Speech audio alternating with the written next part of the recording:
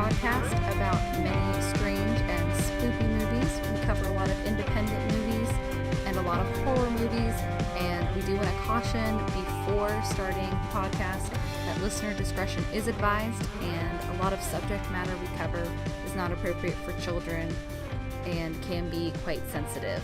So if that sounds like something that's up your alley, keep on listening. If not, thanks for stopping by.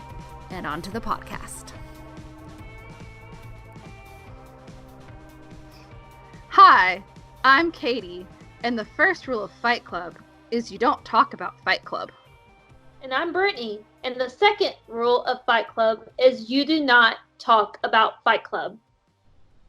And this is the Grindhouse Girls podcast. Hey guys, we're about to break the rules today on this episode. Breaking all the rules. That's a different movie. How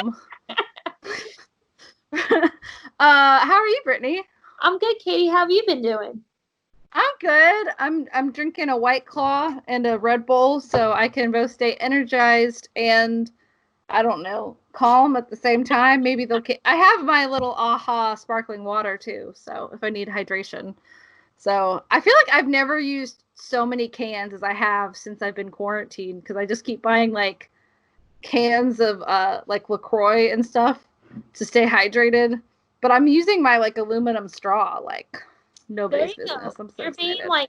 You're being environmentally conscious, and you're being good to your teeth too. So save the turtles, y'all. I do still have some plastic straws, but I bought them before the turtle crisis was brought to my attention. So I will use them, but I'm trying to use my aluminum straw more. So very good. What have you been up to? So I've just been working, and going home and working and going home and occasionally going to the grocery store. So I mean, that's good. Things have kind of started reopening in our area, but not really. Anyways, we watched Fight Club this week. Yeah. And I think Brittany had seen it before. Yes. And this was the first time I had seen it all the way through. So I'm going to let Brittany kind of take the reign on the beginning of the podcast until we get to spoilers, and then we'll kind of both talk. But Brittany, you go ahead, and I'm going to listen to all that.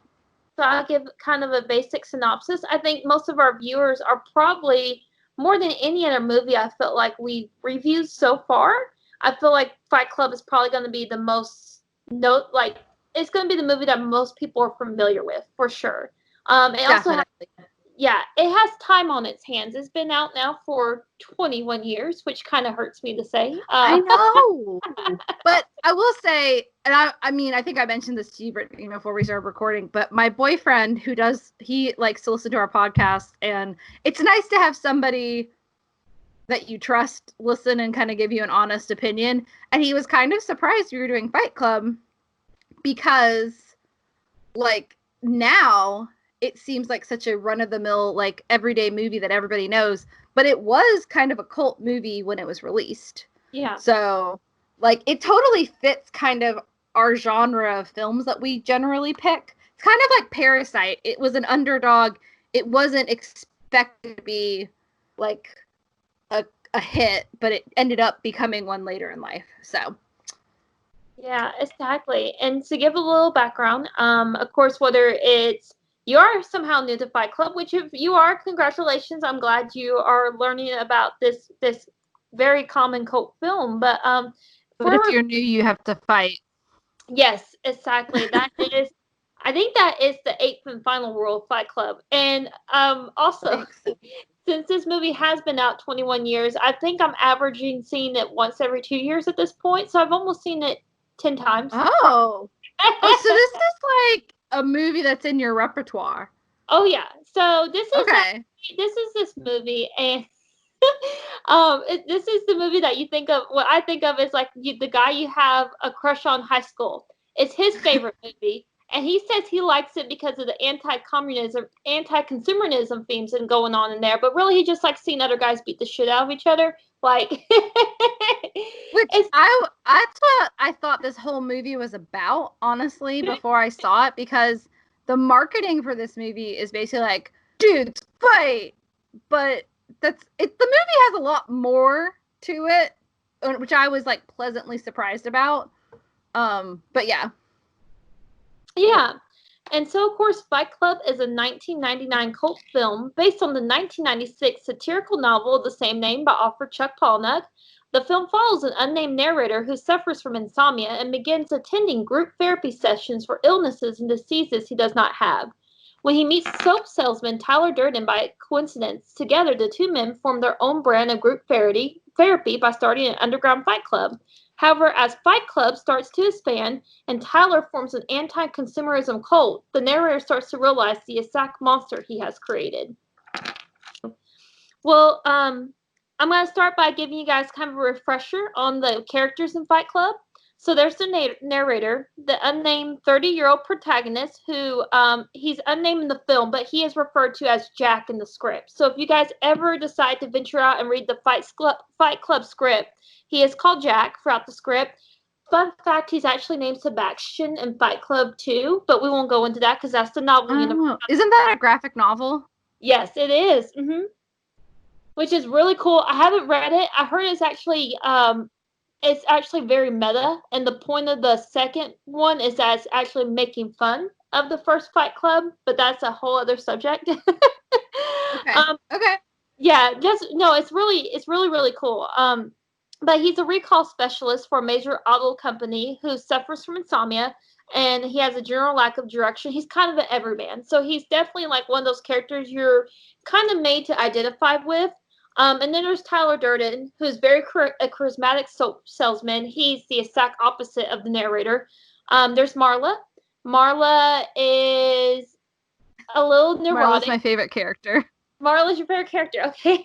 Yes, it's Helena Bonham Carter. Yes. And she's now known for just being in weird Tim Burton movies.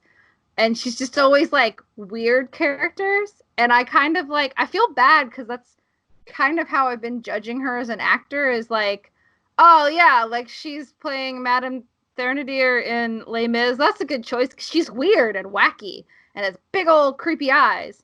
And I'm sorry, Helena Bonham Carter. You're not creepy. It's just Tim Burton movies. Everybody has those big eyes. So I was pleasantly surprised at how like she just became her character. Like she didn't seem like Helena Bonham Carter. I actually forgot she was in this movie. And the first time I watched it on my little TV in my bedroom, which was bad, but I was just really tired.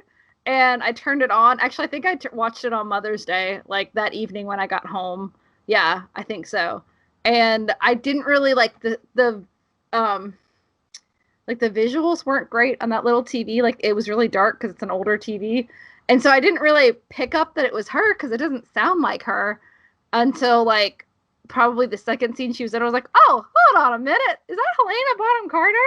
And I just love her so much in this movie. Not that everyone did a good job, but yeah. I just thought I didn't expect her to be so good in this movie, even though she's a big part, but she's definitely not seen as much as Tyler and the narrator. Yeah, and I would definitely agree with that. And she actually, so as we know, very early on in the movie, the narrator's attending these group therapy events to kind of get a good night's sleep. And he calls her a Taurus, which is what he is. So she also does not suffer from anything wrong with her, but she also just attends these group therapy sessions to just get something out of them. So they're such assholes. Like they're both assholes. They're terrible people. They go to like cancer group therapy sessions because they just like seeing other people suffer. Like, but it's also like it's a cathartic thing, and I get it, kind of. But I'm like, couldn't you just go see a therapist or something like privately? Like, yeah. I don't know. It's a different time. It was 1999, and it was written in 1996, so it was a different time. You know, the Spice Girls were really big, so. Yes. What actually brings me to one of my favorite characters is Bob, who is also known as Robert Paulson. He is. I love Bob. I love Bob. Bob is played by Meatloaf, and Meatloaf. Oh my God, I know! I'm so excited. I love Meatloaf. I love what is it? A dashboard. What? Paradise by the Dashboard Light. I couldn't remember the first one. I love that song. That's what my mom said. It's your mom's favorite song? Oh, yeah. But I do love him, and I was like, is that Meatloaf? He's been in a couple movies lately that I didn't realize he was in. He is in Spice World, too. Isn't he? He's like the driver in Spice World. I have not seen that movie probably since I was like 8 years old, to be honest. It is insane. I remember watching it in college at our friend Karen's apartment. I don't think Karen will mind that I'm saying her name because she, because she actually listens to the podcast and she's been very supportive of it. Thanks, Karen. We appreciate you. Oh, Karen. But Karen, I do own it on VHS because I found it at a thrift store, but I hadn't seen it in like a really, really long time until that point. And now I've seen it now it's like a feel-good movie for me. It's stupid. Spice World is a very stupid movie, but it's not trying to be smart. So I kind of love it. Meatloaf, I think he's the bus driver in Spice World. And he's really supportive of the girls. So he's been in a lot of movies as like minor roles. So anyways, but Meatloaf plays Bob. And I love him in this movie because Bob is like, so we meet Bob very early on in the film. And one of the first scenes of the movie is actually the narrator pressed up against Bob's quote unquote bitch tits. And poor Bob, he was a juicer. He ended up losing his testicles. And so he's in a group therapy. He's actually suffering. So he is an actual member of this group therapy. But him and the narrator take to each other, and they actually form a pretty close companionship with each other and become good friends. So it's very nice to see Bob throughout most of the movie, for sure. Yeah, he comes back. Yeah. Like, you see him and you kind of forget about him, and then so does the narrator, and then he comes back, and I was like, oh, Bob! I love Bob. Yeah. And then he kind of plays an important role until almost the end. Like, he keeps kind of coming back. So, he was a good character. I like that there's not a lot of named characters in this movie. A lot of it is about anonymity, which is, like the narrator gives a different name for every support group he goes to. And I don't even think Marla's 100% sure what his name is. Yeah. Like, because she asks him at one point, what is your name? Is it like Cornelius or Daniel?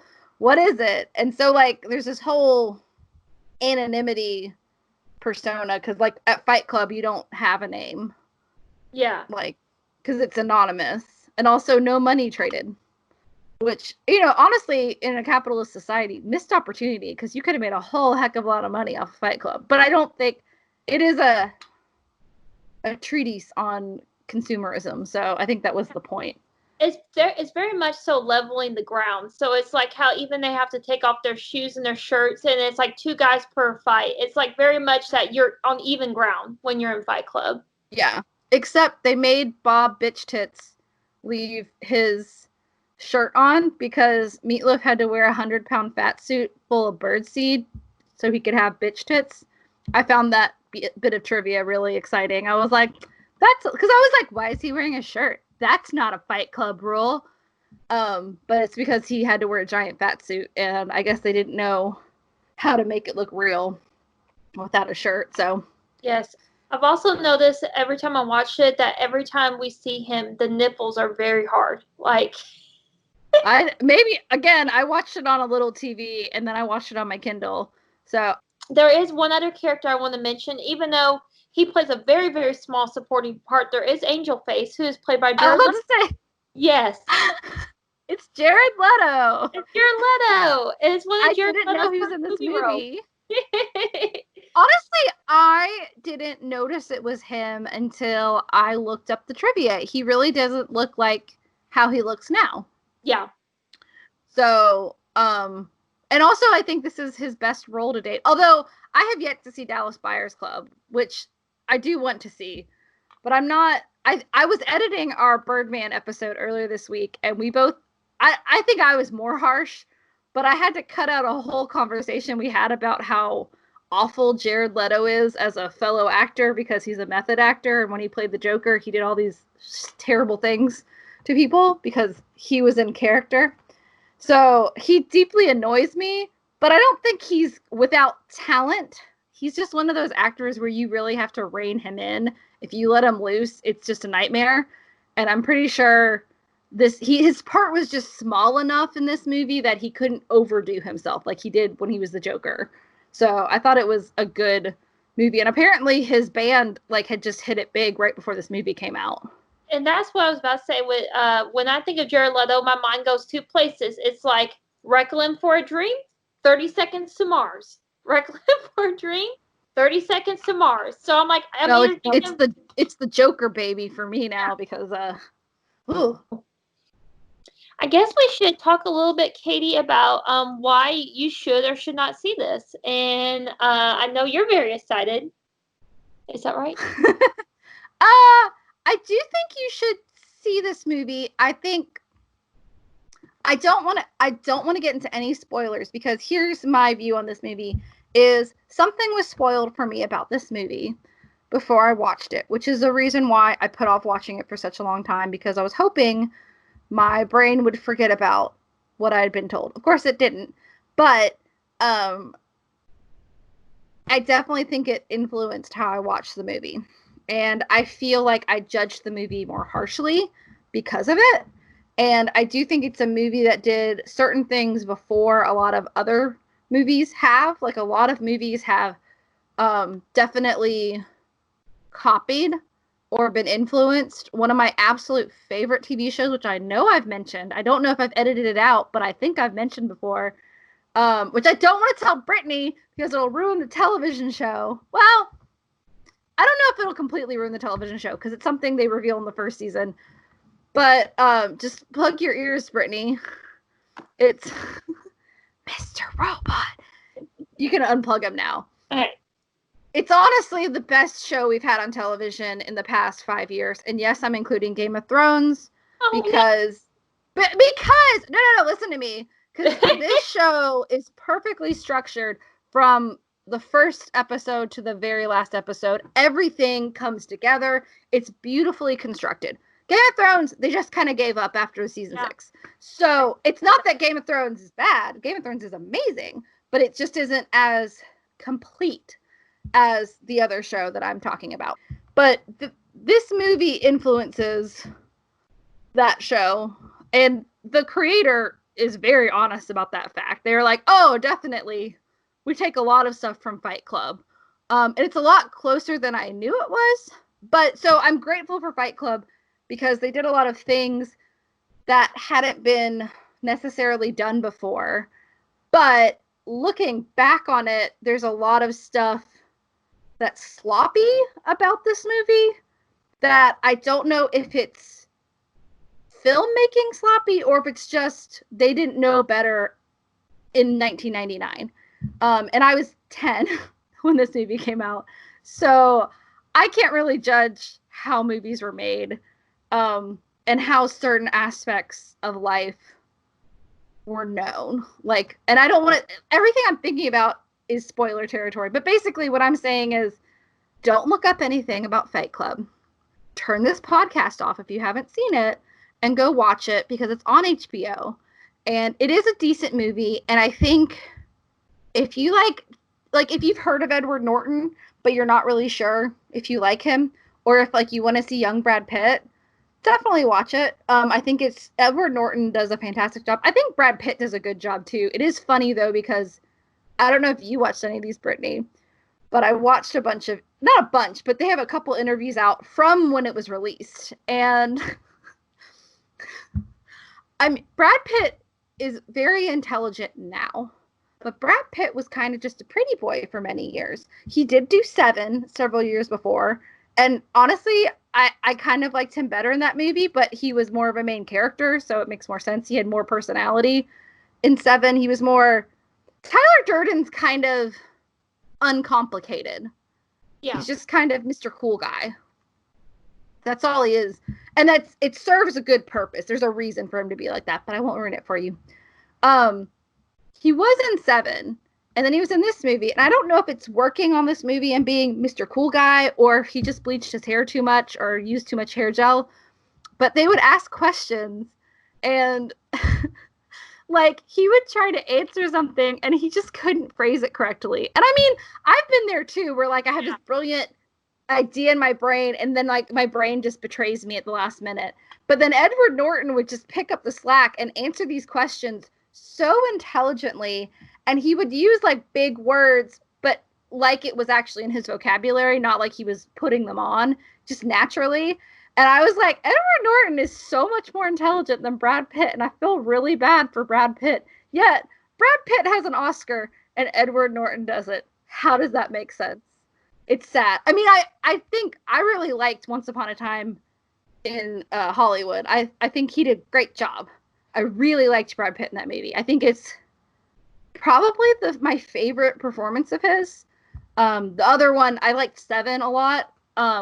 But I think he's really grown as an actor and a person, because now that he is a very talented, like nuanced actor, he's way better at having a nuanced role than he was when he was younger. Like, he can do those roles, and people do cast him because he's gotten older. He's still very attractive. Oh yeah. But although I was never on the Brad Pitt train, don't know why. I think I was just tired of hearing about him because everyone was like, Brad Pitt. I think he's like a fine wine.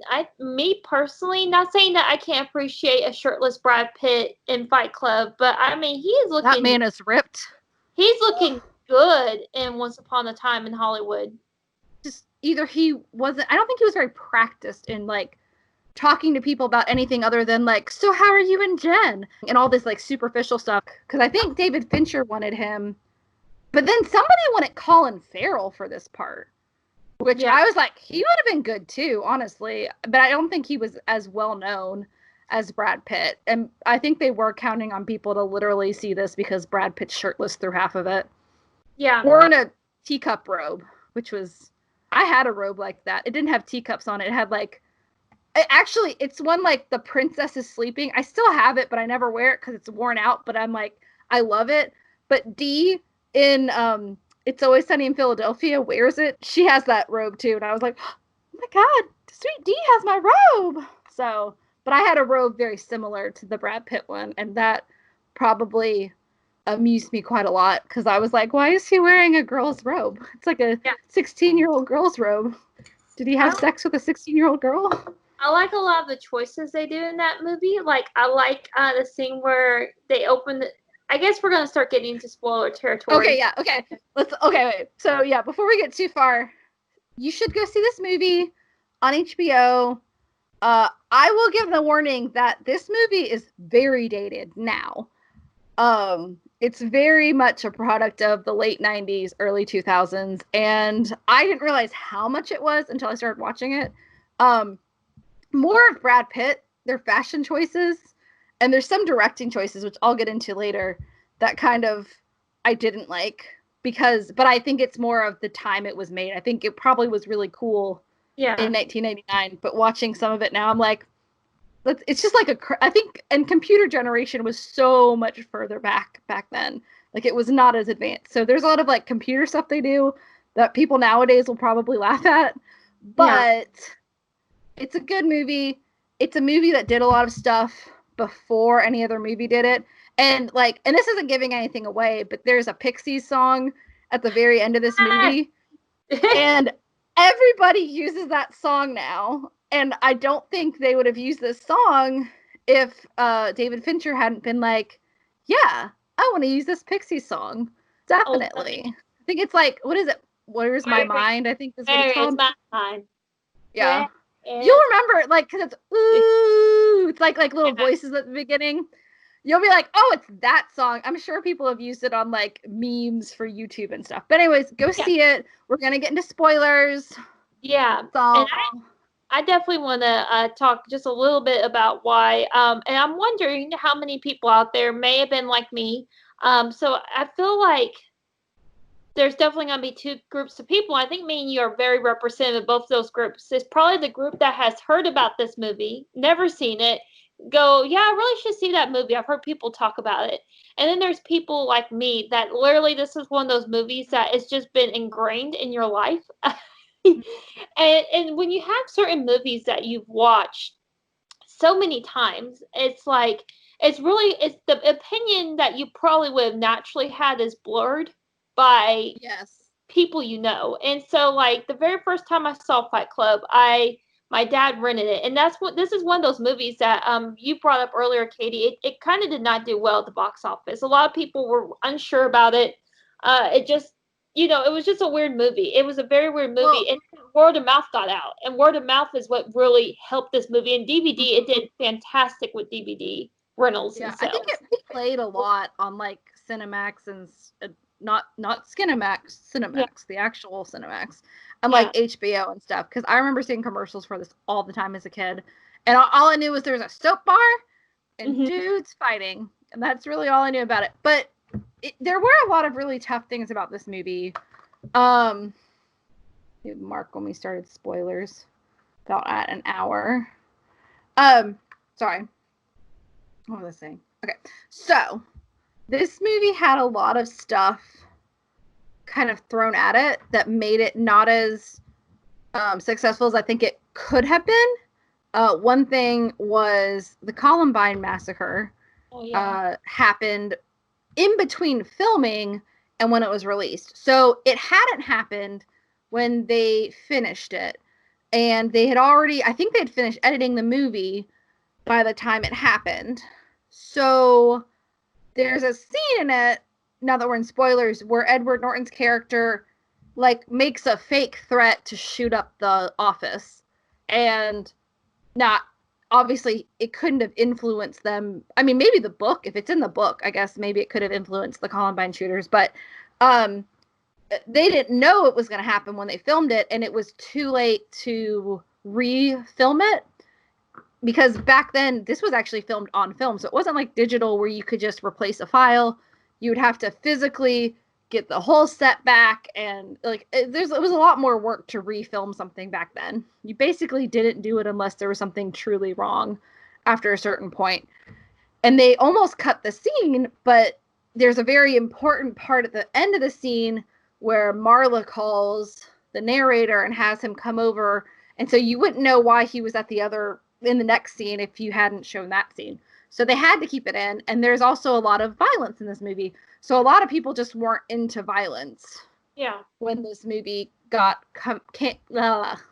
when this movie was released, nobody was really into seeing violent movies because it's kind of like now, we're all stuck inside, and a lot of people have kind of a depression going, and they don't really want to watch a depressing movie. They want to watch something funny. Or like, it reminded me like the vibe after September 11th. Like, people like at first didn't want to really do anything, and then the movies that they did try to release were all like kind of happy movies, and like, because like you want an escape. So when things are better, I think you have maybe you have more sad movies because people, or they're more successful because people are okay with it being an escape. But I think that was a really big thing against them. And also, this movie was a nightmare to market, apparently, because nobody really knew how to market it because it is such a strange movie. It's not very straightforward at all. And that's where it's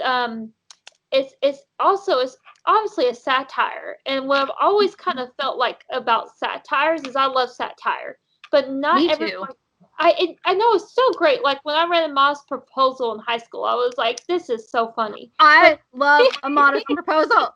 I thought it was the funniest fucking thing I've ever heard in my entire life, and nobody got it. So we had touched a little bit. Me and Katie were talking actually before we started filming.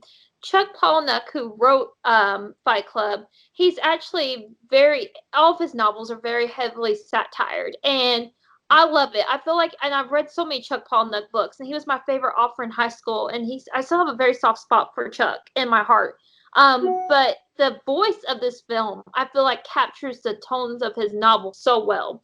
And his novels are very strange. Like I would say Fight Club is probably one of the more normal one of his novels. Interesting. Yeah, he has very, very strange stories and characters, and the things that happen in Fight Club, like honestly, they feel like elementary compared to other things I've read in some of his books. That's just my opinion. But I think that can turn off a lot of people too. I think people can get Yeah, I mean, satire is polarizing. I personally love if you can I love making fun of terrible people by playing them.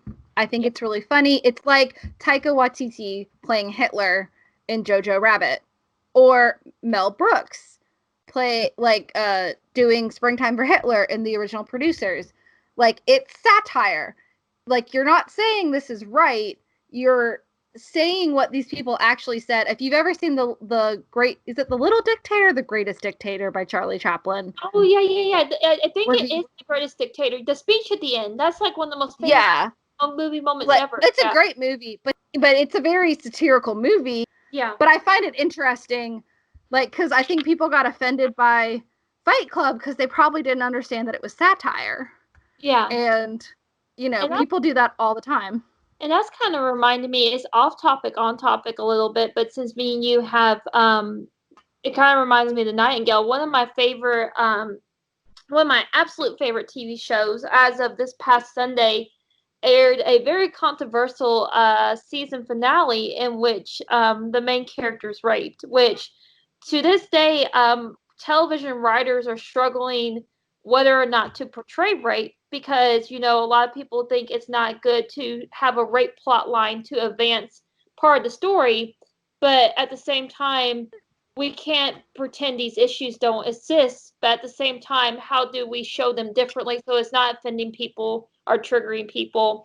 And it's kind of the same way. We can't take away these things, but at the same time, it's hard to figure out how to portray certain things. So even like comedy, like you were talking about, we definitely don't want to erase that there was a time that it was seen comedic, but how do we change with the times and what's acceptable, what's not acceptable nowadays? Yeah. So I guess I'm a lot more in the camp of, I understand that things can be triggering for people, but I feel like it's within our own responsibility to look up movies and see what content they have before we watch them. And if something's going to be triggering for you, don't watch it.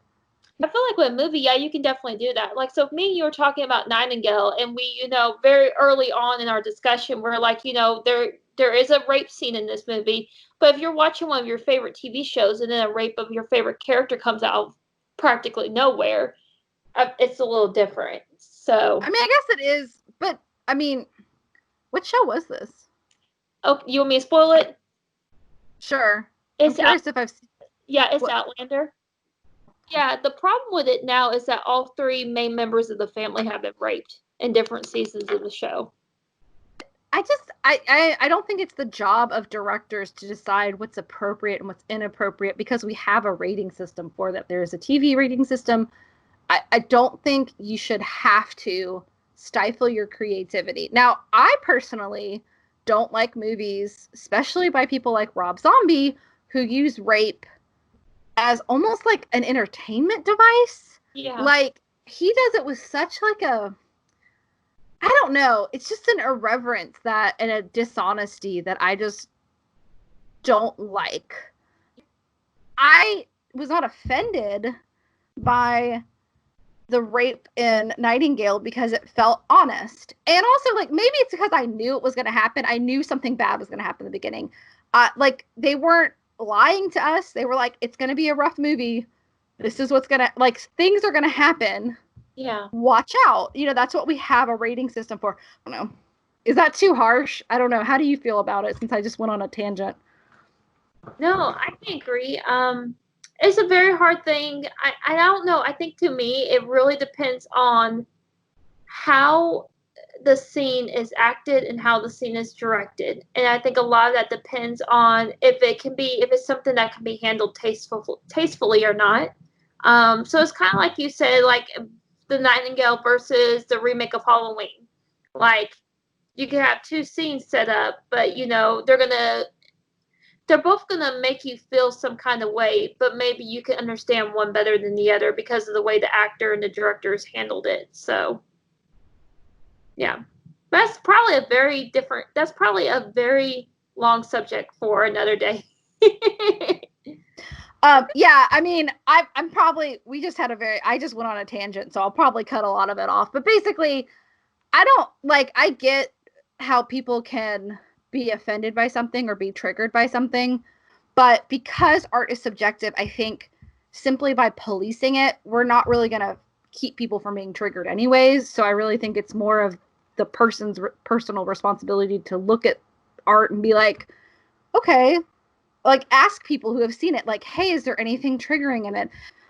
But you can disagree with us, and that's fine. Like, it's totally okay, guys. Like, comment down below or send us a message. Like, it's okay if you disagree. And if you're a parent, I would love to hear what parents feel about this, because I personally don't have any children.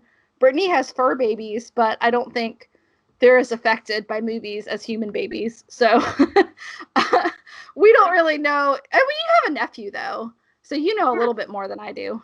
And my nephew, and that's the thing, we kind of had very, as you can tell, since I was watching Fight Club when I was 10 years old, we weren't very, and Jaden's the same way. My nephews are 13 and 9, and my brother raises them in a very similar fashion we were raised in, which is we know the truth of movie magic, and we know things are not real, and we're taught, like, you know, kind of like when we saw Psycho at a very early age, that's chocolate syrup, not blood. You just need to know your own kids and figure out what they can handle. You know, everybody's different, and if we can't cookie cutter everybody. Everybody is not a gingerbread cookie person. And you're gonna think this is weird, but I saw probably Pulp Fiction and Vincent Price's The House on Haunted Hill around the same time when I was a child. And I don't think the, oh man, I just shot Marvin scene affected me at all. But that's a great scene, though.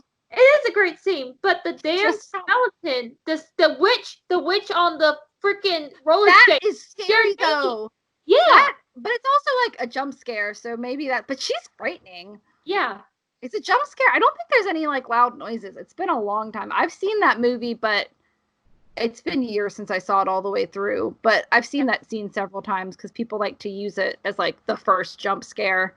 But I don't think there's even a loud noise that accompanies it. It's just kind of subtly a jump scare. Mm-hmm. Yeah. So I guess what I want to talk about too is the fact that now that, so we can get back to Fight Club. I'm curious. I don't even know if I got into this when we were talking before, but now that we're in spoilers, I do want to say someone spoiled the fact that spoiler alert, turn this off before I say this. Spoiler, 20-year-old spoiler. 20-year-old spoiler, but still, I think it affected the way I viewed the movie because I knew what the spoiler was. So, spoiler, Tyler Durden is part of the narrator. They are the same person. And, of course, this part was the part that was ruined for me before I watched the movie. So, I personally saw all of the clues throughout the entire movie because I already knew what the twist was going to be. And I have to give this movie credit because they did this whole they are the same person twist and before anybody else did it. I do think that this movie did this well for the time. And I think that it was a twist that if you didn't know it was coming, you wouldn't have seen coming. But they give a lot of clues. Like, if you listen to Marla, Helena Bonham Carter's character, she speaks the truth the entire time. I kept writing that in my notes when I watched it. I was like, Marla is always telling the truth because she says that he's a crazy person. She's like, what's your real name? Like, if you listen to what Marla says, you can figure it out really easily. But I would guess if you don't know the twist, it's surprising. And I do think they revealed it well. Like, the way they revealed it was a lot smoother than I thought it was going to be. But they were a little sloppy in some ways and really tight in other ways. Like, and I'm coming from someone who's watched television that did this twist very well. So spoilers for Mr. Robot, but I don't want to spoil too much. But Mr. Robot pays much more attention to the physical nature of the two characters. You can easily understand their physical structure, like how they could be two different people, but also the same person. It's very easy because they pay amazingly good attention to where they place characters, how they talk, how they gesture, how people react to them. And they do a lot of that in Fight Club. Like, there is a scene on a bus where, like, somebody pushes past Tyler, doesn't say anything, and then he pushes past the narrator and says, "Oh, excuse me." They do some of it, but they're a little sloppy in explaining how could this be possible, because they say that, I don't know if it's just because the novel didn't go into it, maybe, and that's why they didn't really bother with it. Like, usually I would say over explaining can be bad, but in this case, I want it to know more. Like, I want it to know what is going on with the narrator, because in my opinion, which I haven't heard them say this yes or no, and I looked up some research and nothing really pulled up about what kind of disorder the narrator has, because I don't think he could have dissociative identity disorder, which used to be called multiple personality disorder, because you have to be you have to receive some kind of trauma before your personality is fully formed, and that usually happens by the age of 7 to 10. So he doesn't talk about a traumatic incident that caused him to create this other self. So I'm curious, was Tyler Durden there since he was a little kid and he is a dissociative identity? Or is it just him dreaming because of his insomnia? Yeah, and that's where it's hard too, because I always think about this in the sense of like, not, watching, for example, this is off topic, on topic, but Game of Thrones. When you're watching the TV show Game of Thrones, you try after a while to go, we can't take the television show and think about the books. But in the second Fight Club book, which, spoiler for the second Fight Club book, they actually explain it's a hereditary thing, that essentially this idea of Tyler Durden happens throughout different members of, like, the narrator's mind. Like, different members of the narrator's family has a version of Tyler present inside them. Yeah. Wait, Yeah. so it's JoJo's Bizarre Adventure, but with mental health issues? Yeah. Yeah. Are they the Durden Star family? I mean, sorry, I finally started watching JoJo's Bizarre Adventure, so. And it's like the narrator's son has Tyler in him, but once again, this is in the storyline of the novel, so I don't know if we let that affect the movie storyline or how that works. So I'm curious if it's just because they didn't know. Like, look at A Beautiful Mind, right? They say that he has schizophrenia, and there's a lot of good things about A Beautiful Mind. They do show a side of someone who is suffering from a mental disease disorder. I don't really know the politically correct term for it, so please, I'm not trying to be offensive, but they have a mental disorder that they are dealing with, and they do show in that movie, and it is based on a true story, but, like, it's based on a true story, but I've heard a lot of things are huge exaggerations in that movie, but they do show a positive light with having a mental disorder, how you can turn something terrible into something wonderful. And I think that is great about A Beautiful Mind, but, like, schizophrenia is very different than how that movie portrays them, because schizophrenia, technically, you generally just have voices. You very, very rarely actually see other people. Like, you don't really see them. But back then, we all thought that, oh, this is what schizophrenia is. I like movies where you can see both. Yeah. Like, you can see both sides of the coin, like the scientific, medical reason and the movie reason. And I think that shows like Mr. Robot do a much better job of explaining why this happens in an actually medically sound way. Now, I think Mr. Robot takes a lot of liberty because the personalities, like, they do talk to each other in, like, headspaces that I don't think people really have. From what I've seen, I like to watch a lot of people with dissociative identity disorder. A lot of them have YouTube channels, and I think it's very interesting to hear how they see their other personalities. So I'm curious, is Tyler Durden, and it's alters, I'm sorry, the correct term is alters. I'm curious, is Tyler Durden an alter? Like, has he been there since he was a kid? Because you could say that's true, or is it just because they bring up the insomnia and they make it sound like that's why he has it. But I've also read a lot of people with dissociative identity disorder, and I could be wrong, but I have heard a lot of people have problems with insomnia just like incidentally. Like, I don't know if it's caused by it or if it's just people happen to have insomnia. Or, I mean, again, you have to have an inciting incident. That's what, like, I guess that's what kind of bothered me. Like, he mentions that he had a shitty childhood and his dad left.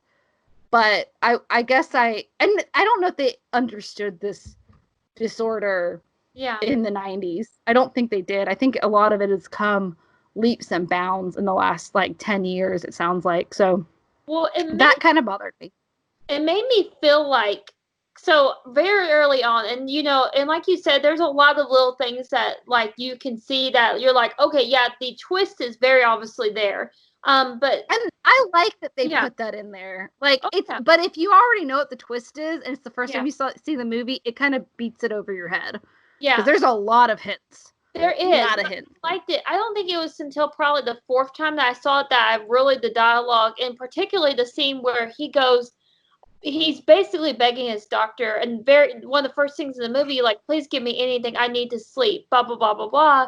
And he's like, he goes, I doze off and I wake up in strange places. I don't even know where I'm at. And it's like, to me, that scene definitely makes you feel like Tyler, way before he meets Tyler on that airplane, Tyler has been making a presence in the world.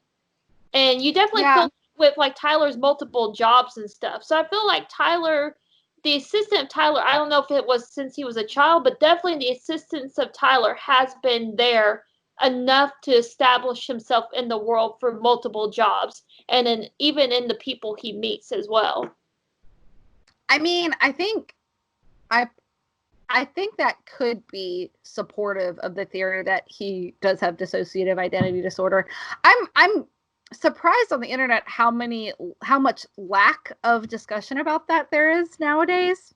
Like, I thought there would be a ton of articles about, like, what does Tyler Durden have? But I guess everyone's just like doesn't care about the movie. But it's one of those things I think about. So I guess it could be supportive because it is true. The reason you have dissociative identity disorder is because part of your brain puts up a wall in your brain that causes you to have a block of amnesia to block you from remembering something traumatic. So they always call it like a system now. Like, you're part of the same system. It's kind of like the Trinity in, like, Catholicism, you know? Not to get too Catholic, I think. But it's the same person, but they just have different sides of them. But they do, like, usually have a different name and maybe have different interests. But it is true that a lot of times they have, like, a protector alter that will come out when they're threatened and is very strong. And so I guess Tyler could be the protector. So I don't think they thought about it that much, which surprises me because 7, everything is set up in 7. I don't know if the script was just better for 7, but everything is set up in 7. And the one thing I hated about Fight Club was the opening credits. And I actually wrote in my notes, wow, this must have been really cool when it came out. Because, like, it's like, Fight Club, Fight Club, Fight Club. It's just, like, in your face, but it's not saying anything. It's just, like, lights and sounds. And I was really disappointed because I very much enjoyed the opening sequence to 7 because it had little clues and stuff. And the opening sequence to Fight Club is just, like, bland and annoying. Isn't the opening sequence to Fight Club, like, I don't know for sure, but I thought it was supposed to be like the neurons in his brain. That's boring. Yeah. I would have rather seen, like, them making soap or something. Yeah. No, like, cool.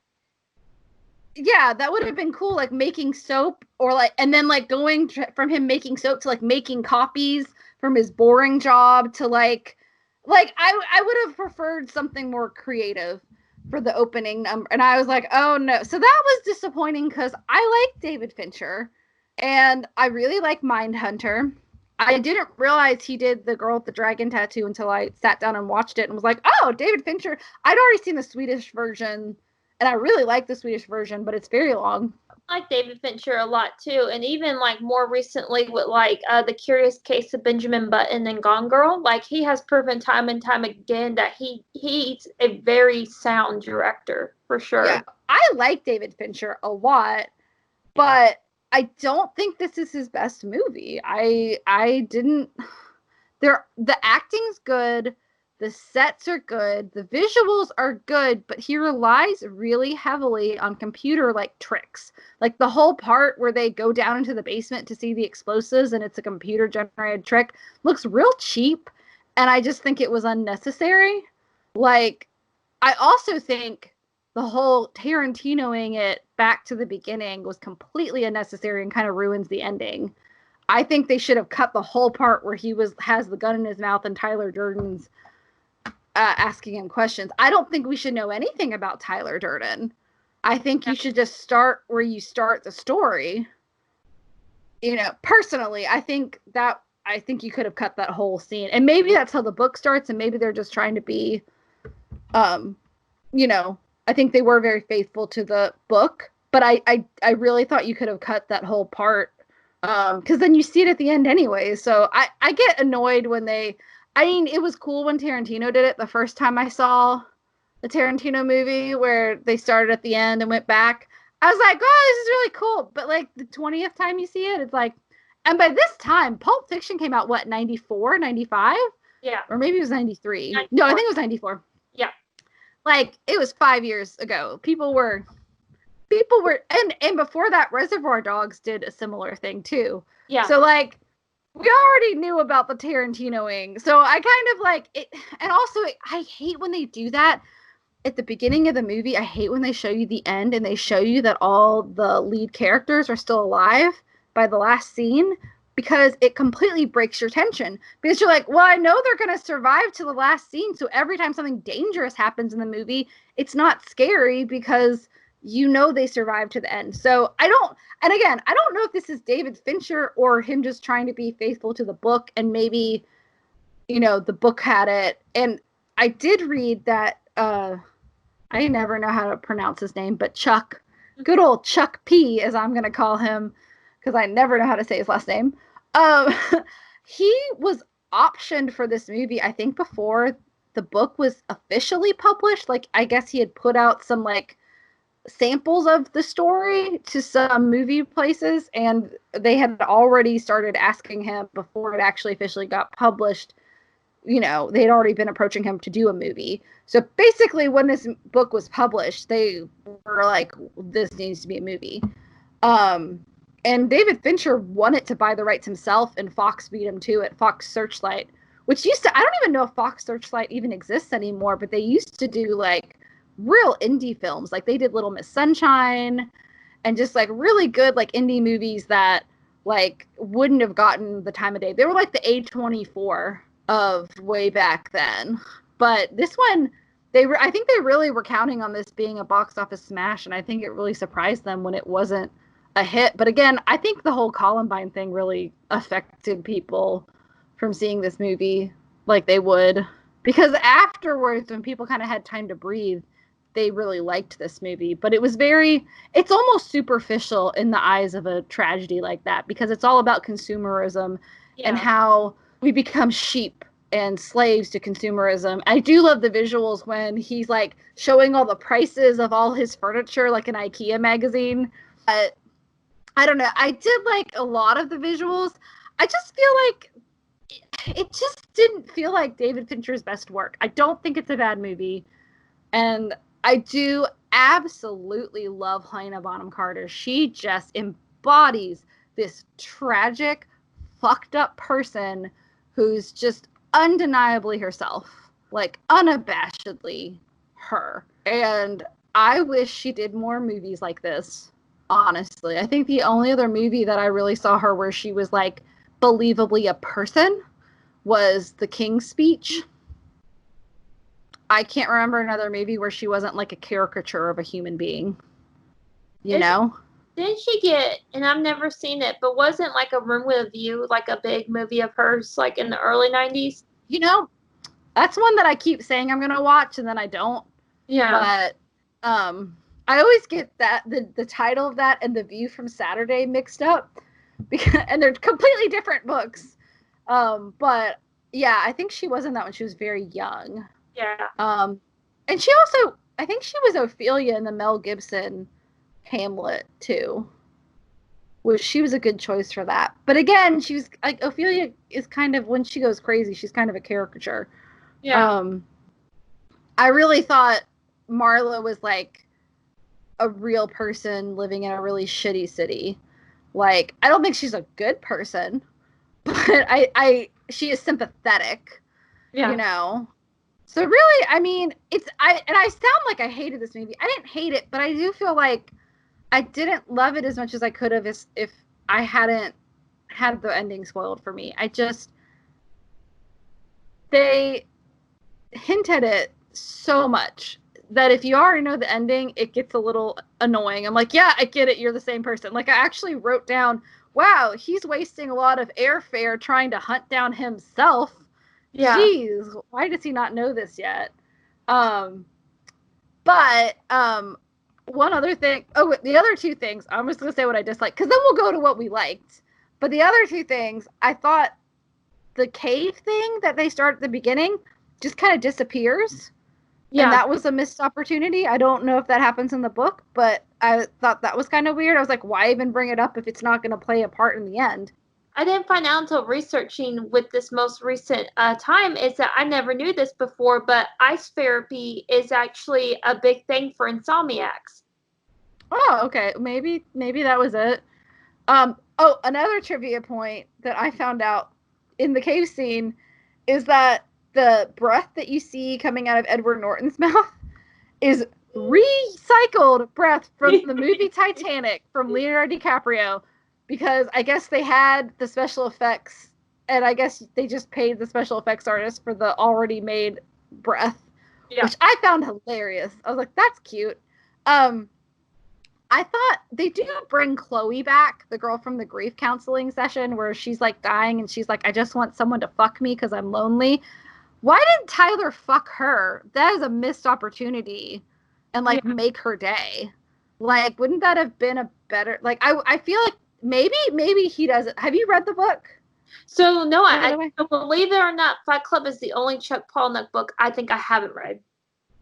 But I was told Okay. the major differences between the movie and the book. So Okay. I'm curious if like he does have sex with Chloe in the book, because I kind of didn't like the narrator because like he could have done a lot of nice things, but he's just kind of a selfish asshole. But he does become less of one at the end, so but at least he had a growth.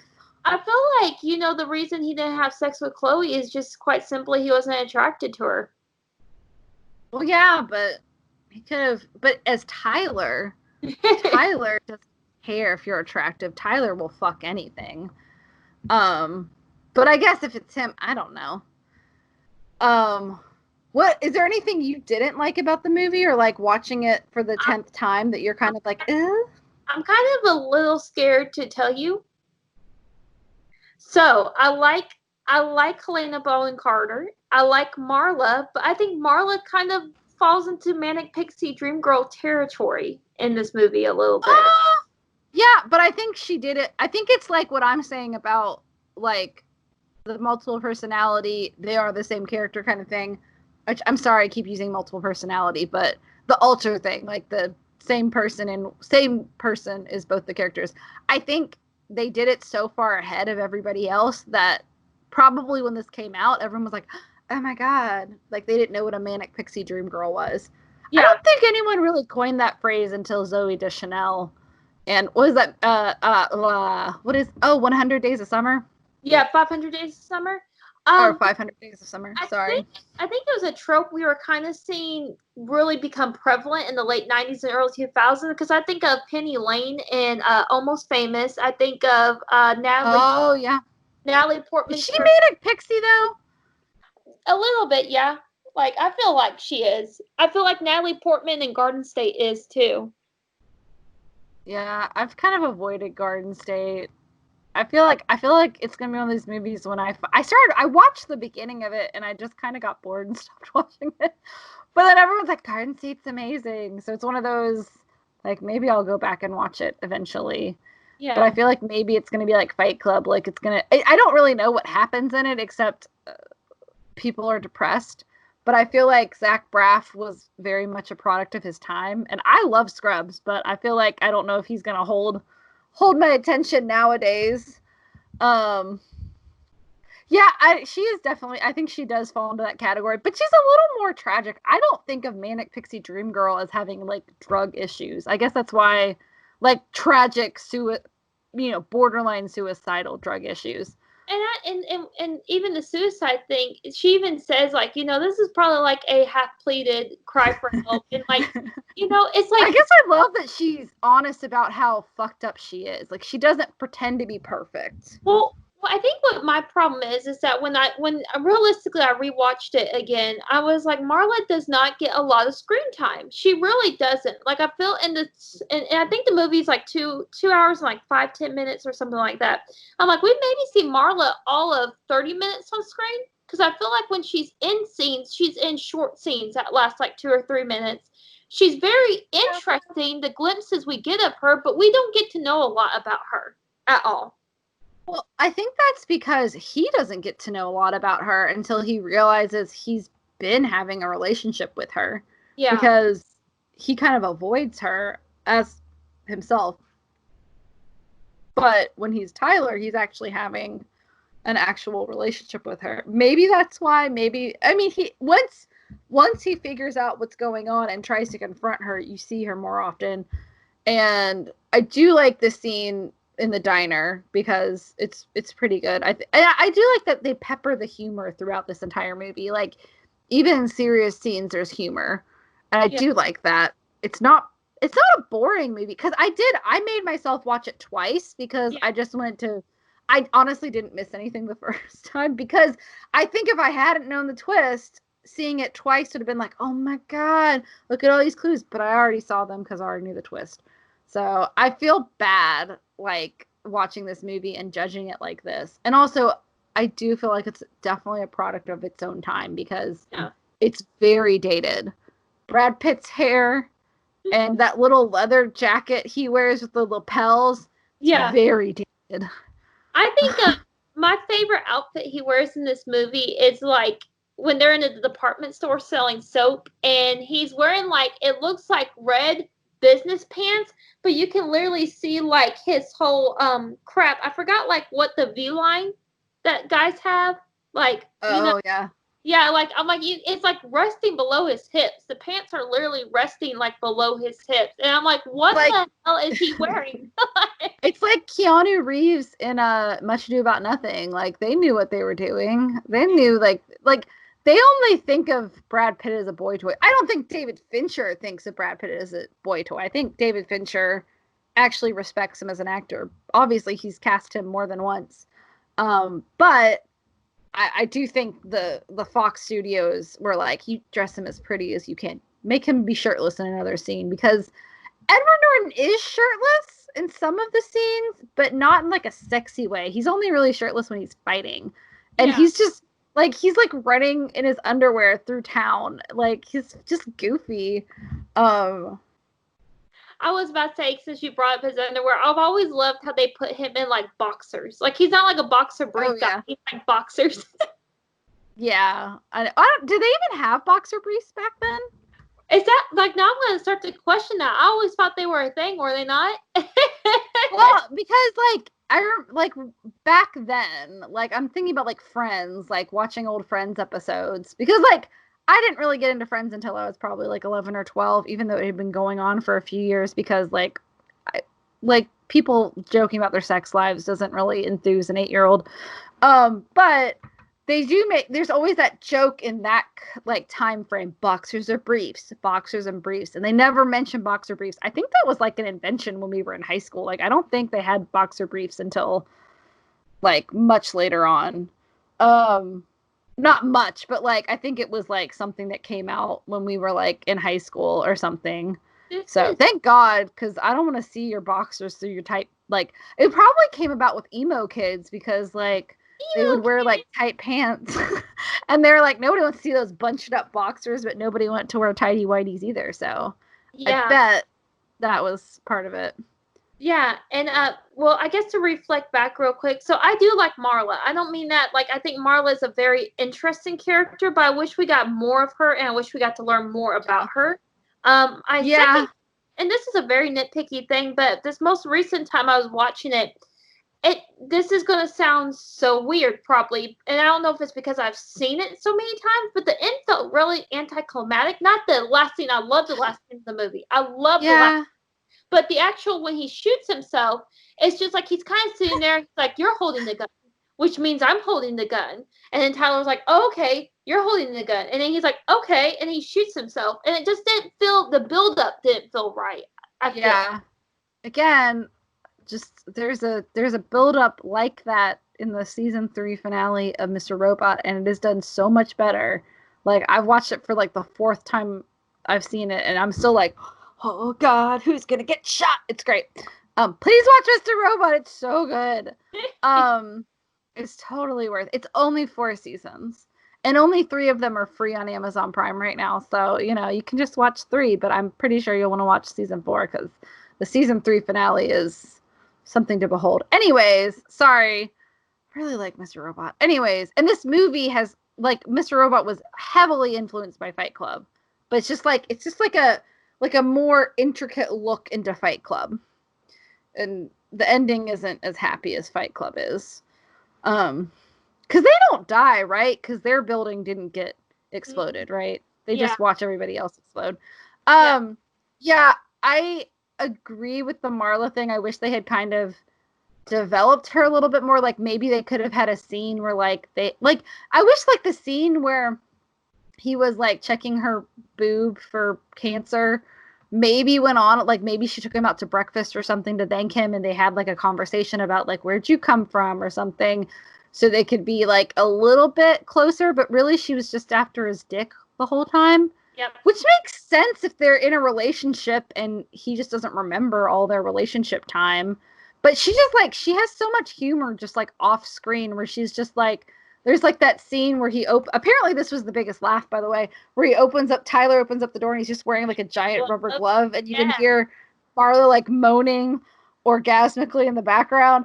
And then, like, she falls off the bed. She's like, I found cigarettes. Like, there's just so much, like, funny stuff, like, she peppers in throughout the whole scene. And I don't think we see her a lot, but we certainly hear her a lot.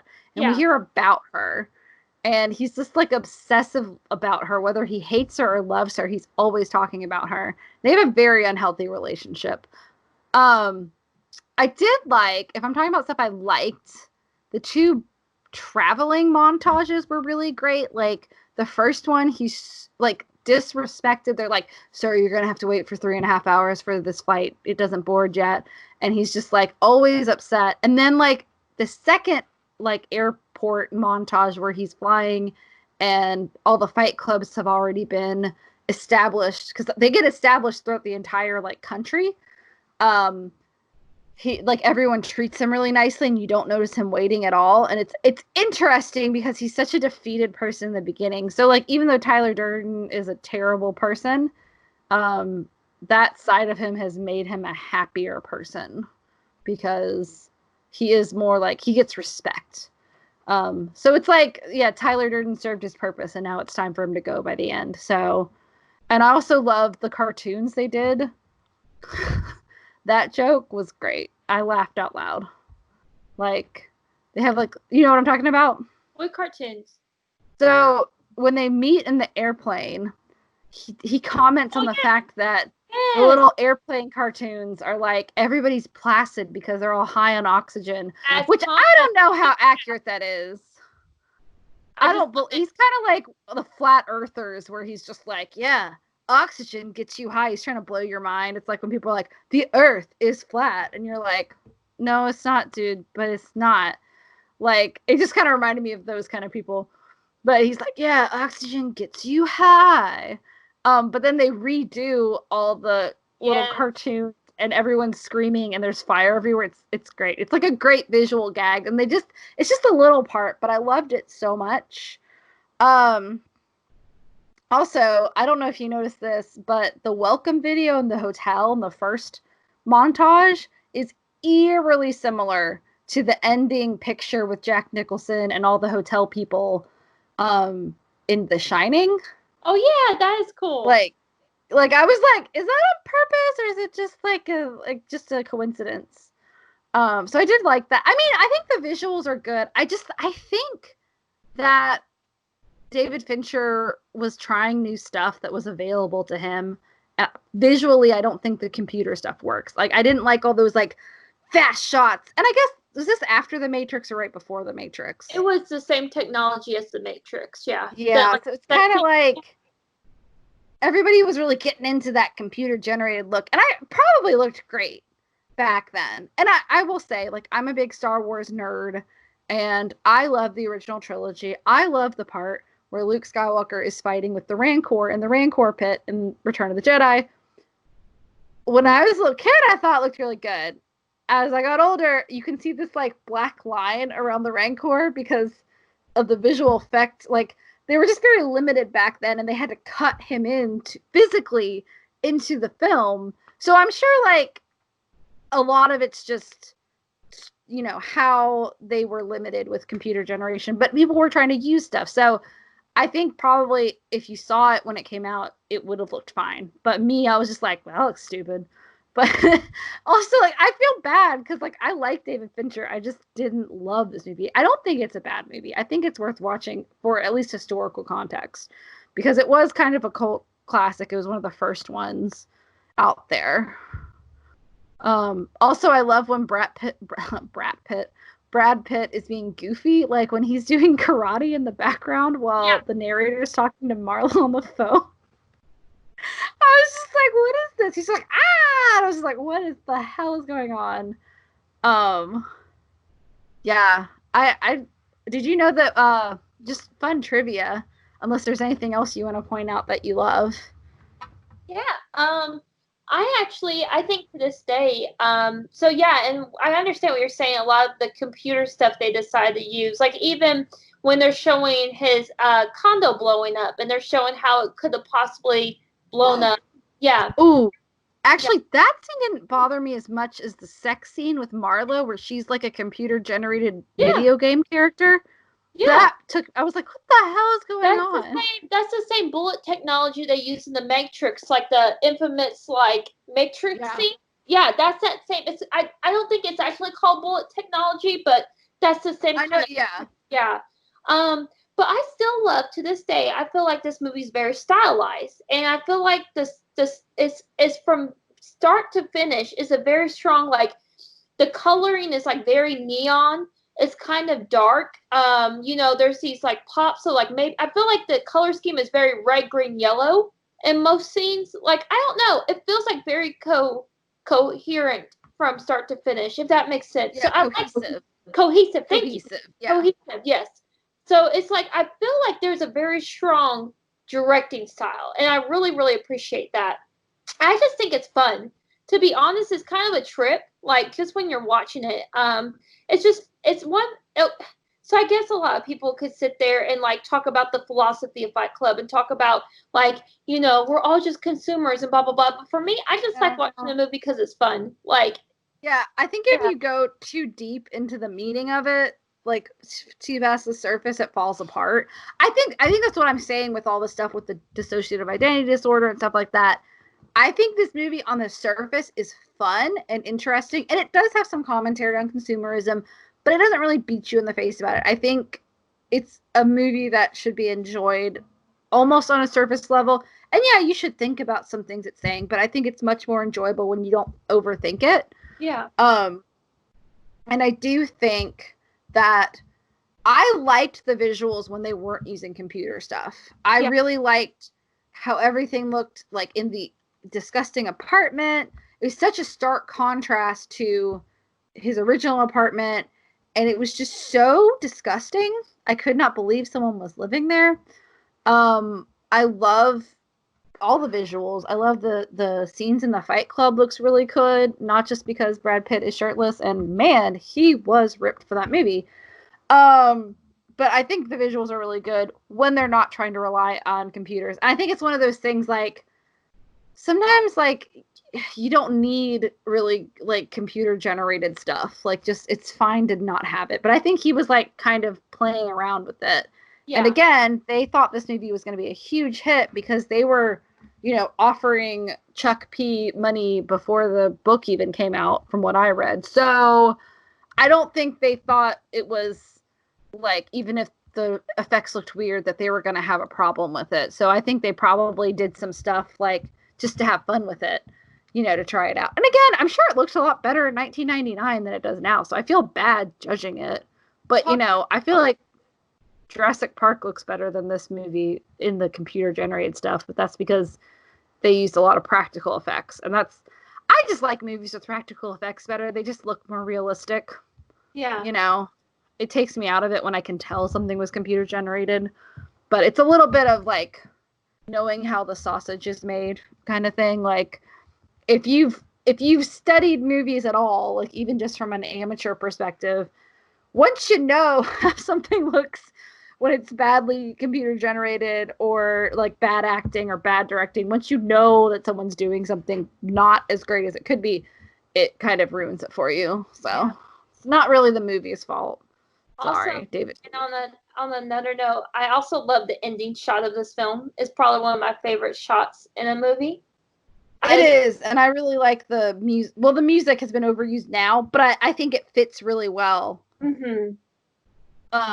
In the movie, and I don't think that song would have been so overused if it wasn't in Fight Club. I think people really held on to it, and it is like Brad Pitt is just like Mr. Cool the whole time, and I guess maybe that bothered me. I just thought they like overdid the cool thing, and they almost overdid Marla being like the cool manic pixie dream girl. Like Edward Norton is definitely the most realistic character, but he's the only real character. I guess Marla's a real person, but Tyler Durden's not real, so I guess that makes sense. It makes sense. And again, I just feel bad because like I really wish this movie hadn't been ruined for me, and I really wish I'd seen it earlier. But yeah, I think they did. I think it's a good movie, and I think people should see it. I do have some fun trivia. Did you know that Richmond Arquette, who's one of the Arquette siblings from like Patricia Arquette and David Arquette, he played the Doctor in this movie? I did not know that. That is one of the Arquette siblings. Oh. But apparently he's been in a lot of Fincher movies because he had a credit for I think 7 and maybe Gone Girl and maybe a couple other Fincher movies. It's like I guess he uses him a lot in minor roles. So they must be like friends or something. And then there were some real life crimes that were inspired by this movie, including somebody bombing the outside. I don't think that anyone was killed, but there was like a teenager that set off a bomb in front of a Starbucks in New York, which they never say where this movie's based. I think it's supposed to be in either Philadelphia or New Jersey, because I could not figure out what city this was based in. It's not New York City, but it's definitely a major city. Yeah. I think they do say, I think it's supposed to be a New Jersey city, or maybe it was a Philadelphia city. Or not Philadelphia, Pennsylvania city, I'm sorry. A Philadelphia city. It's not Philadelphia. I think it's one of those cities. And then there's also the infamous 2015 Baby Fight Club that people were doing, which is really awful. So like I think a lot of like super conservative movie hating people kind of were like, this movie did this. But I mean, again, why did your teenager see Fight Club? Like if your teenager is kind of maybe not well behaved and maybe he's showing signs of aggression, maybe don't let him see Fight Club, or maybe see it before your kid sees it so he doesn't get any ideas. I don't know, that's what my parents always did. Like if there was a movie I went to see that was like rated R or like just had like bad stuff in it, they'd be like, well, let us watch it first, and then if we think you can handle it, we'll let you watch it. And most of the time they did, but there were a couple movies they're like, you don't need to see this right now. Like maybe wait a couple years and then see it. So, and I did. It was funny seeing Jared Leto get his ass beat. That was great. I don't hate Jared Leto. I just think he seems like a strange man. Always. He never seems normal. I'm sorry, Jared Leto. You probably already know this bit of trivia, but it's one of my favorite bits of trivia. So in the of course there's a scene in the movie where Tyler's like, you won't believe the shit this girl says during sex. And so in the original novel, she says the line, I want to have your abortion. And so they filmed it they filmed it and they put it in the script, and one of the producers was like, absolutely not, take it out, I don't care what you put in there, just take it out. Right. And of course they fix it with I haven't been fucked like that since grade school. Yeah. Yeah, Marvelous has a lot of awful, questionable things. I did know that trivia. Also, that, I think it was the same producer, didn't want to have him wearing that rubber glove. Yeah. But everyone laughed at it, so she was like, I guess leave it in. Yeah. So, I mean, I get it, because it's like, where do you draw the line being a censor for, you know, a big group? And I'm like, think about how censored movies are now. Like, you either have movies that are produced by, like, places like A24, which are just completely left to the director's devices, and they just completely trust the director, give them all the freedom possible.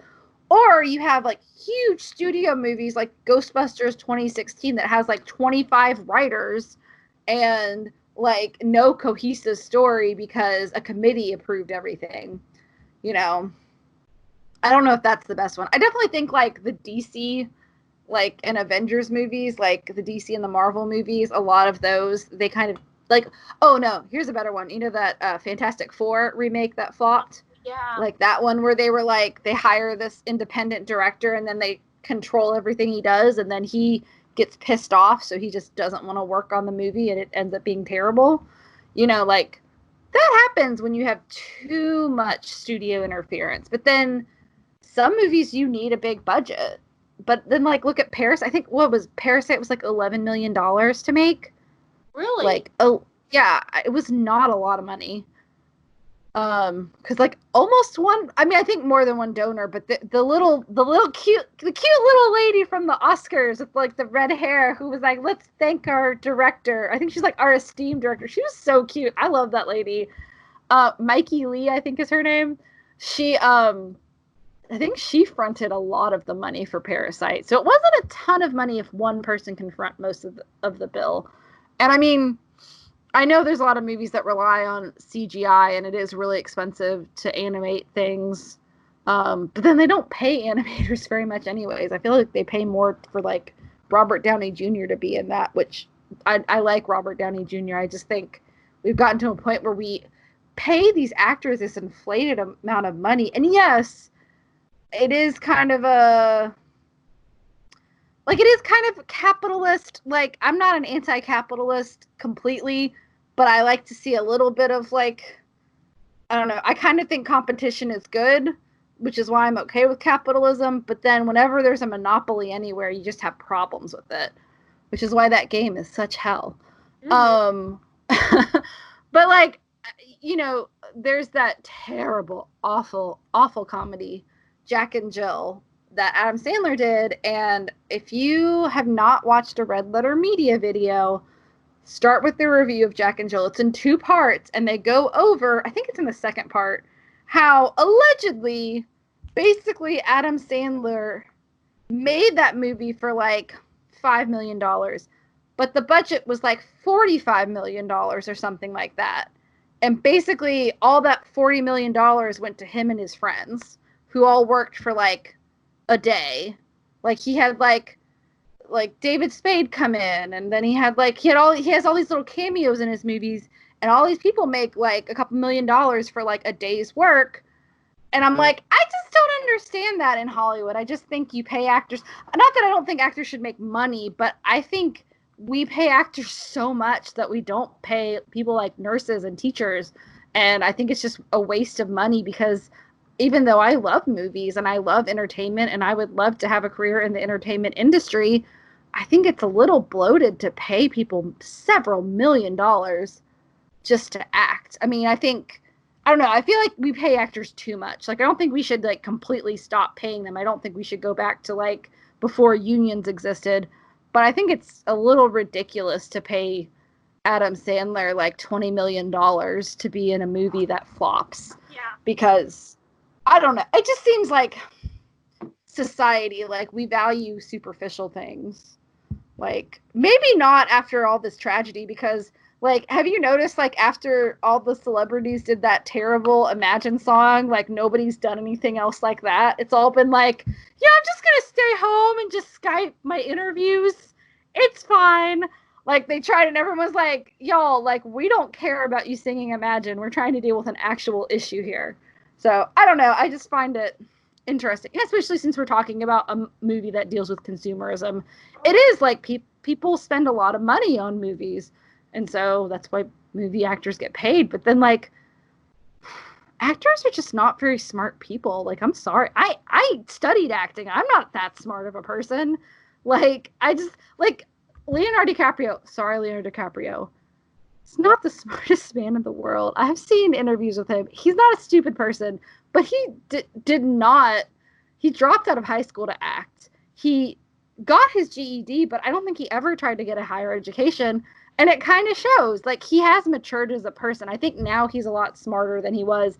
But if you've ever seen, like, him and his, like, pussy posse going after girls, like, he just had a terrible existence as a young person. And, like, it's like there are all these people, like, putting themselves in all this debt to go to college when, like, people like Leonardo DiCaprio didn't even try to go to college, and they're, like, rolling in the riches. And I'm not like, that's a bad example. I mean, I don't know if it's a bad example. I just think it's an example because, like, he didn't value education, but yet people listen to him when he talks about world issues. And I'm like, but he doesn't really, like, I mean, maybe he self-educated himself. I don't know.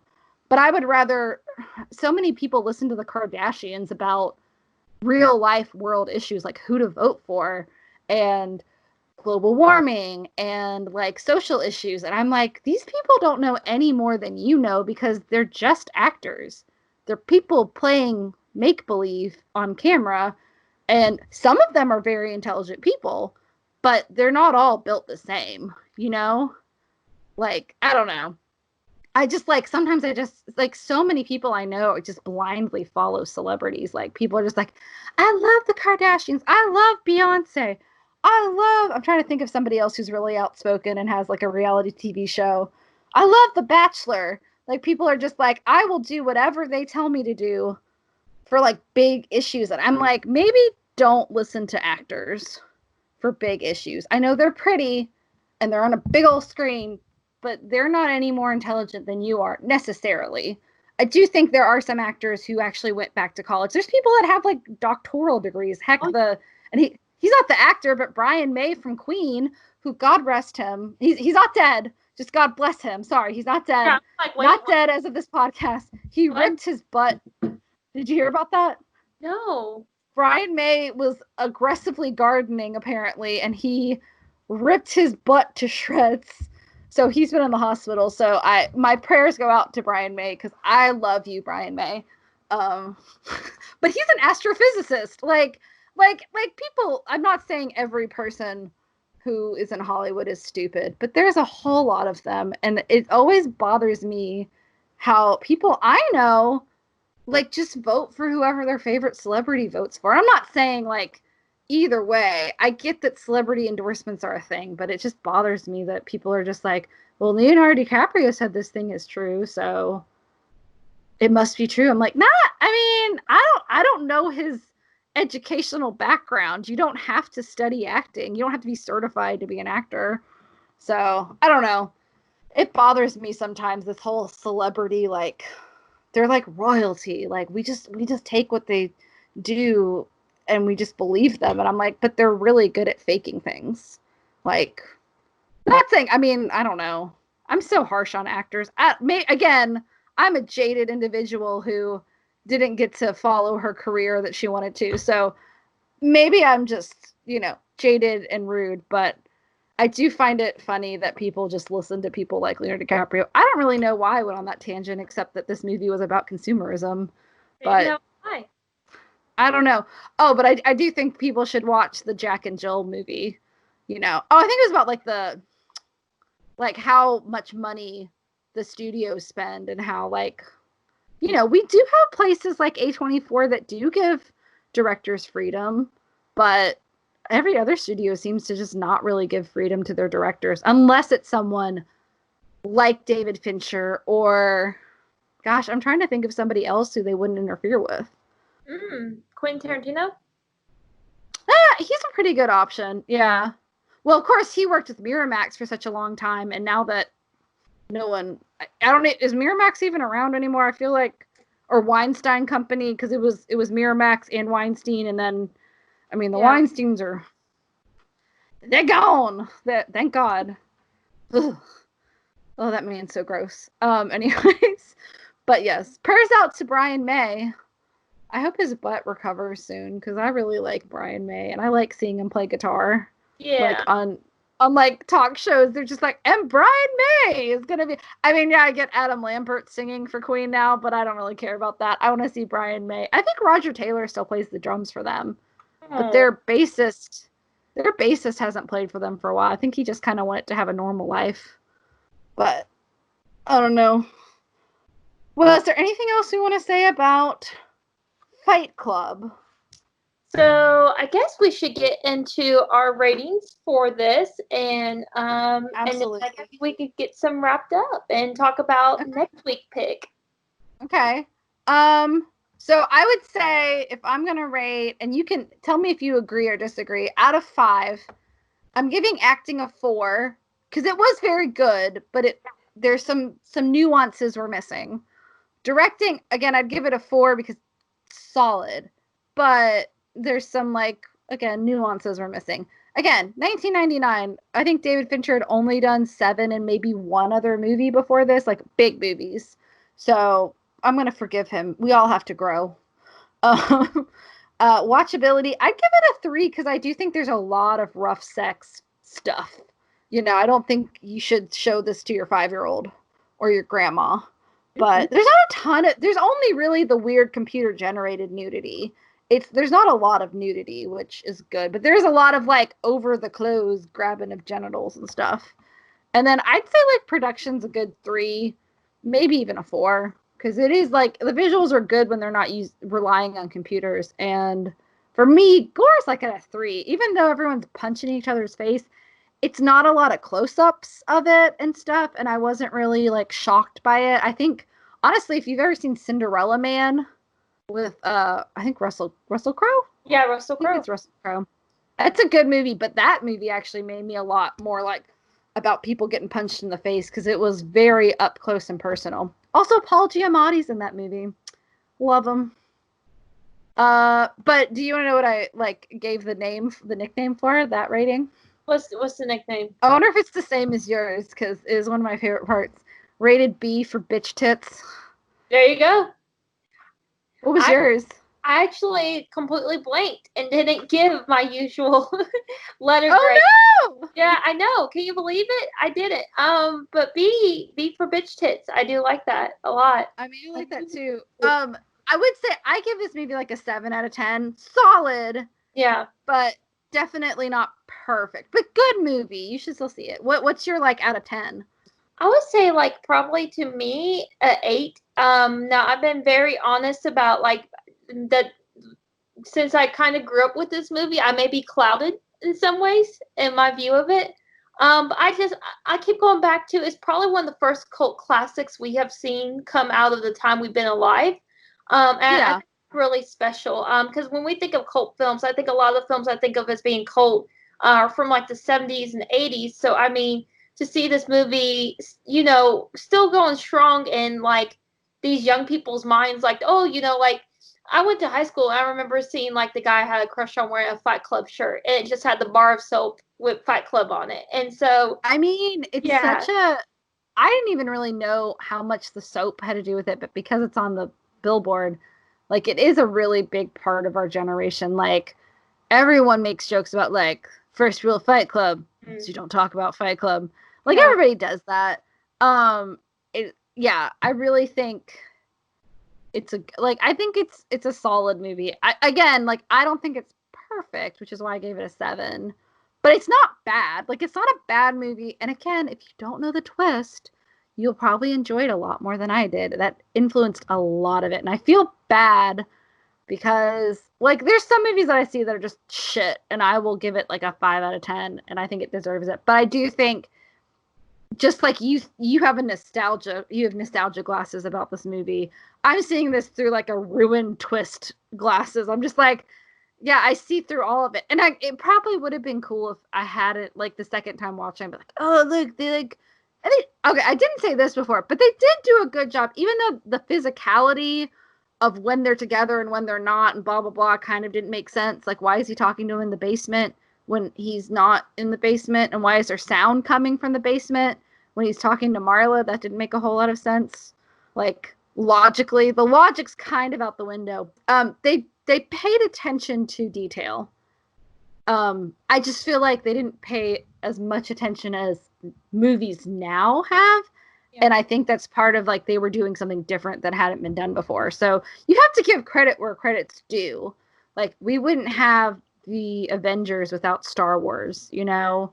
People wouldn't be in, or I guess Guardians of the Galaxy is even more of a, like, we wouldn't have Guardians of the Galaxy if it wasn't for Star Wars making people like space, you know? So, like, I do think you have to give credit where credit's due. And it's not a bad movie. It's not, just because I'm giving it a 7 and not a 10 doesn't mean it's bad. I just think it's a little flawed, but I think it's partially just the time it came out. So, okay, so it is my turn to pick the movie we're going to watch, and I am going to pick a movie that I've been wanting to make myself watch for a long time, and it is called Dogtooth from 2009 by Yorgos Lanthimos. I think my computer decided to tap out as soon as I was trying to look up his name. Oh my gosh, it doesn't say the director's name. There he is. Yorgos Lanthimos. Sorry. So we're picking Dogtooth. Yorgos Lanthimos is the director, and it is on the Shudder app for Amazon Prime. Or if you just have Shudder, it's definitely on Shudder. Brittany has heard that there is some animal violence in it. I haven't heard about the animal violence, but I do know it is a violent movie. Like, the picture on the cover is like a girl with blood smeared all over her face. So they're not really hiding anything. I am going to tell people before we watch a Yorgos Lanthimos movie, I don't know if this is how this movie is, because I haven't seen it, but I've seen some of his movies, and everybody has a very strange canter in the way they talk in his movies, and it is very stylized. And I think, Brittany, you've seen, I think, more of his movies than I've seen. I think we may be batting the same. The Favorite is, the critical darling, probably his most well-known movie, and it is a great movie. And what I will say is, if you think The Favorite is weird, it has nothing on The Lobster. Supposedly, Dogtooth is even weirder than The Lobster. So we are about to be in for a ride. So yeah, which, I mean, I like that he kind of follows this trend of super weird to very accessible. And again, Yorgos Lanthimos is a really good director. I'm curious what his early work is like. So I think this will be a good lesson learning. But if it's too much for you guys, it's okay. Like, if you ever feel like any movies we recommend to you are just emotionally too much for you, there's no shame in that. Just don't watch it and catch us next week. Like, it's totally okay. And we might love this movie. We might hate this movie. I don't really know. This is one of the reasons why I haven't watched it yet. It's been on my list for a very long time, but I've always been like, I don't know, like, I hear weird things about this movie. So we will see you next week. So we'll catch you guys later. Brittany, thanks for recommending Fight Club. I'm glad I finally watched it. Thank you, Katie, for opening yourself to watching it. I know it was your favorite, but I'm glad you've seen it, and you can say all those weird little pop cultural reference, lines all the time. I can now say I haven't been fucked like that since middle school or elementary school. No, I'm not going to say that to people, but I now know what Paper Soap Company is. You can now solemnly say his name was Robert Paulson. Oh, we forgot to talk about that, but he does come back. His name was Robert Paulson. His name was Robert Paulson. That was creepy. Anyways, yeah, I think there's a note of mine that says, man, now they're just all fucking brainwashed idiots. What the hell's going on? Anyways, we'll see you guys next week. Stay tuned. Let us know if there's anything you want us to watch, because we want to do, like, I think kind of, Brittany, didn't your husband kind of come up with Fight Club this week? I think he said it was a good one just because it's such, like we talked about, it's a cult classic, and we typically do movies that maybe are not as mainstream. And I think it was fun to do one that is just a little bit more mainstream too. Yeah. And I do think this fit the bill because it wasn't mainstream originally, and it's just kind of become mainstream. Yeah. And that reminded me, he also requested us do, I think, American Beauty. Yeah. Which I don't want to talk about, but I feel like it's like Fight Club. I had a very different view of it than I thought I would when I started watching it. But anyways, we're gonna let you guys go. Have a great week. We love you. Thanks for listening. Take care, and we look forward to being with you again next week, guys. Bye. The Grindhouse Girls podcast is a production by Katie Dale and Brittany Ray, and edited by Katie Dale. All music used is royalty free and will be in our annotations. If you have any questions, comments, suggestions, please contact us at grindhousegirlspod.com or visit our website at grindhousegirlspod.com. Thanks for listening. We'll see you soon.